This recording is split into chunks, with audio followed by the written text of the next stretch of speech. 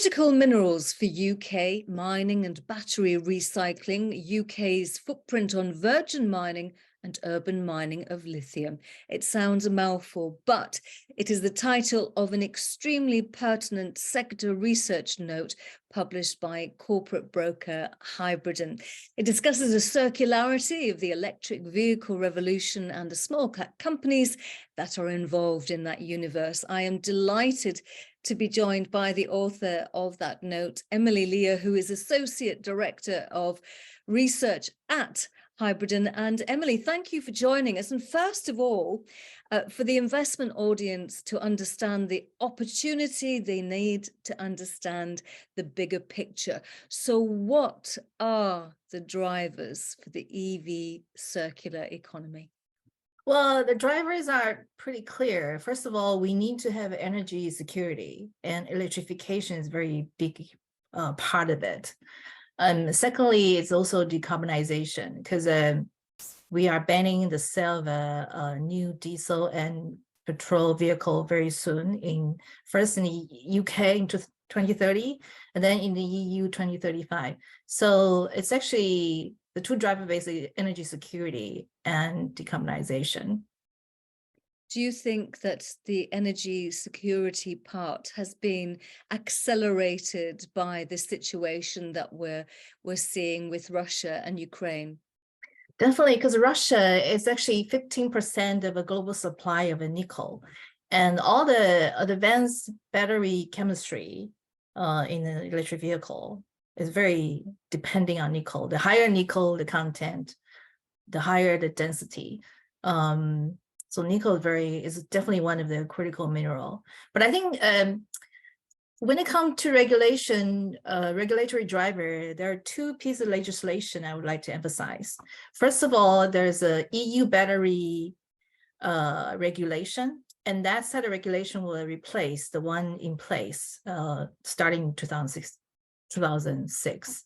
And that's actually a very thorough and very progressive, I think the most advanced legislation in the world. It actually required the recovery ratio for all the spent battery, used battery, waste batteries, and also require how much lithium will have to be recycled like 5 years from now. And also later, it will also require how much of a battery, new battery, how much of the used content, recycled content has to go to the new battery.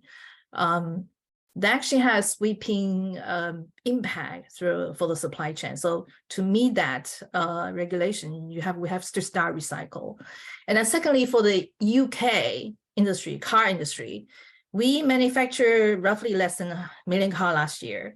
And 80% of the car made in the UK are exported, and most of it goes to Europe. So European market is very important.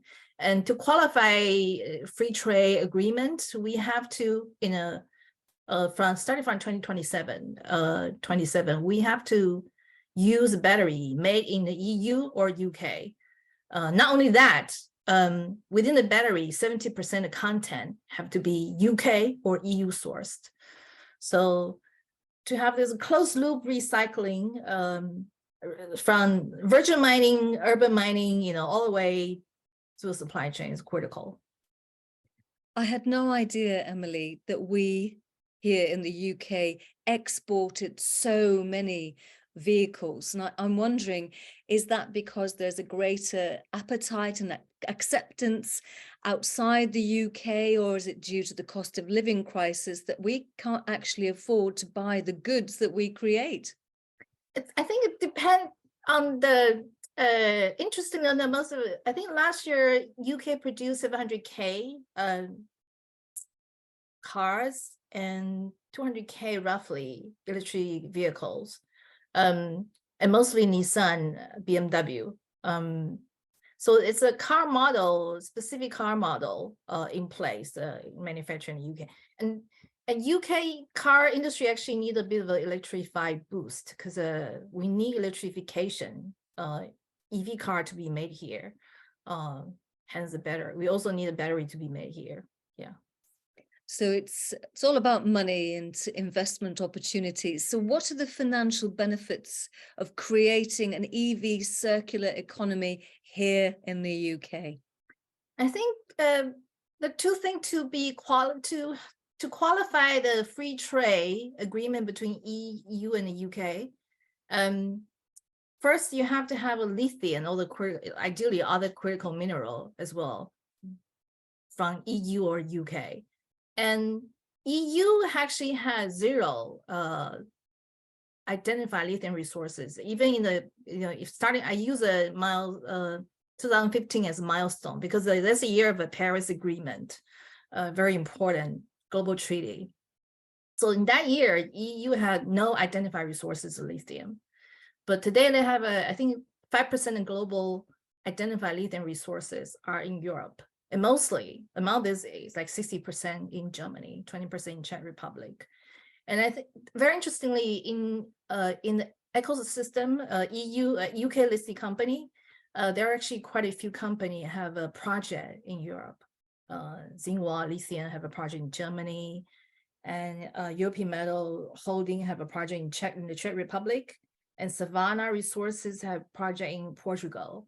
And even in the UK, we have a bit of a revival of a mining exploration development. Interestingly, in Cornwall, there are 3 mining company developers. 2 are private, British Lithium, Cornish Lithium, private company have identified resources, lithium resources in the UK. And there's a listed company called Strategic Mineral. They're also exploring lithium resources in Cornwall. So it'd be good to see the revival of the mining activity here.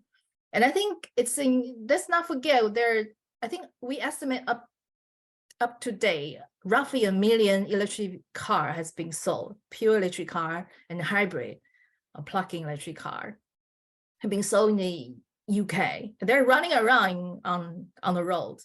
And we estimate that about those sitting inside the car, at least like 4,000 metric tons of lithium. Sitting in the car, we're seeing every day. So ideally, all this critical mineral should be recycled here in the UK. And not only that, they should be reproduced into battery materials to have this kind of closed loop system. And there's many to be made because there's a regulatory environment you have to meet.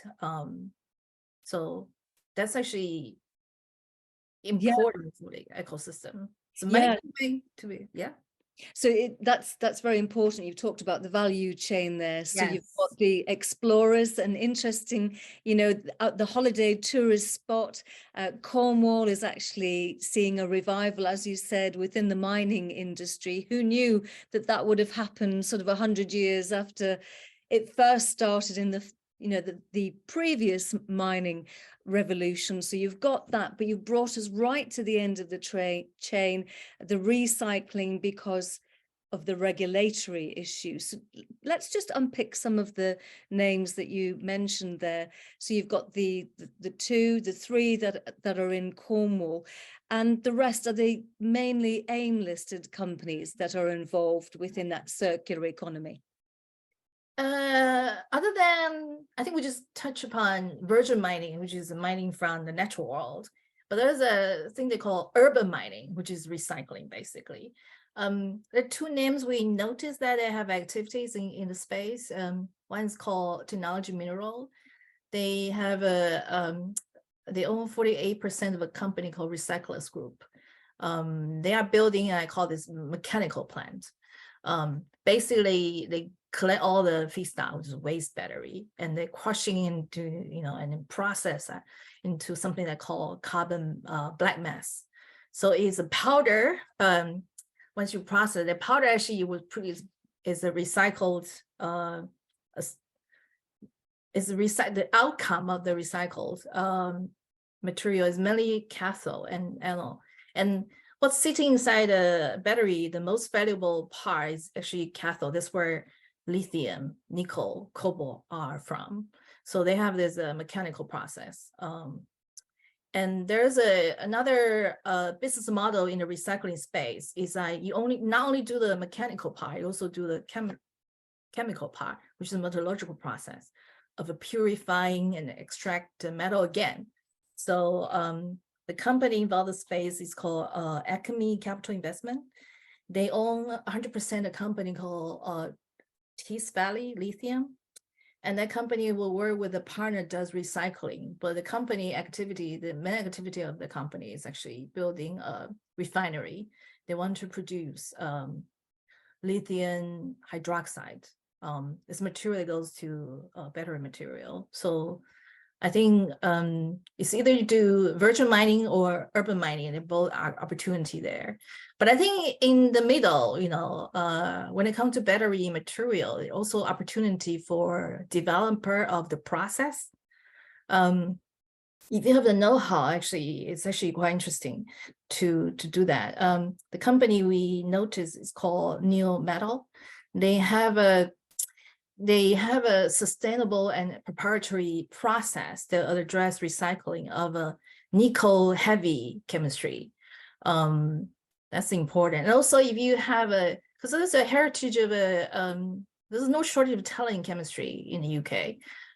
People develop, if you can develop interesting addicted to the battery material and to make the battery performance better, it's also another interesting area to look at. But we haven't identified company in the space yet. So there are actually a few activity in the value chain for small young company SME to focus on. It's quite painful when I'm reminded of the UK's heritage where chemistry is concerned, because Yes. I actually got an ungraded at O level, which precedes DSE, but never mind. So yes, we do have that heritage. We do, yes. It's just whether the market and investors get behind these young companies. I mean, there are some young companies, new companies, but with more established figureheads. I'm thinking about Atlantic Lithium, chief executives, without going into how old they are. They're of a certain age. So Atlantic Lithium, it seems as though many companies have got the word lithium within their title. It seems to be kind of trendy to have the word lithium in your company name. Yes. When I was doing the research, I find it very interesting because there's no shortage of lithium in the natural world. But lithium is very highly reactive. That's why it's used in battery. I give you a very good reaction. But because of that, there's no natural form of lithium. Like there's no natural element of lithium exists on standalone basis, pure lithium. It's all part of a salt or other compound. So to extract that in an economic way is a challenge. And the challenge going forward is also to reduce the carbon footprint. And actually in the EU battery regulation, they also have a carbon disclosure requirement. So there are ideas, you know, how you can reduce the carbon footprint when you extract lithium from natural world. So that's an interesting company. They have a mine in Chile. They are thinking about they will deploy a technology called direct lithium extraction. So basically pump the continental brine and then extract the lithium and then pump the water back to underground. So the company involved want to deploy the technologies called clean tech lithium. And in Cornwall, Cornish lithium, they want to try to find a way to try to explore whether they can extract lithium from geothermal water. That has no success story, there's no commercial success up to date, but people have been thinking about that. So they're trying different technology of doing that as well.